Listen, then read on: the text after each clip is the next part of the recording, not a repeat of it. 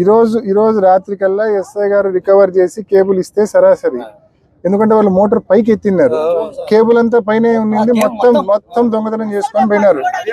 ఈ రోజు రాత్రి కల్లా రికవర్ చేయలేని పక్షంలో, ఆ స్క్రాప్ వాళ్ళ దగ్గర నుంచి రికవర్ చేయలేని పక్షంలో పొద్దున్నే నాకు ఫోన్ చేయక నేను ఇప్పిస్తా అని చెప్పిన. దాని గురించి వరి కావద్దు.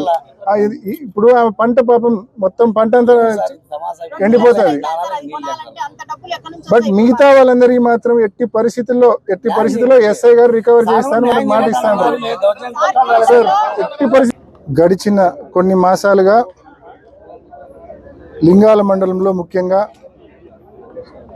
విపరీతంగా విచ్చలవిడిగా రైతులకు సంబంధించిన కేబుల్లు దోపిడీకి గురవుతా ఉన్నాయి.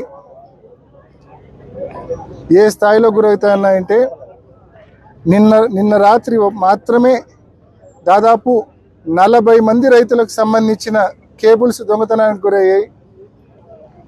ఇంత పెద్ద ఎత్తున దొంగతనాలు జరుగుతూ ఉంటే మరి పోలీస్ శాఖ ప్రభుత్వము ఏం చేస్తూ ఉందని చెప్పి ప్రశ్నిస్తూ ఉన్నాం.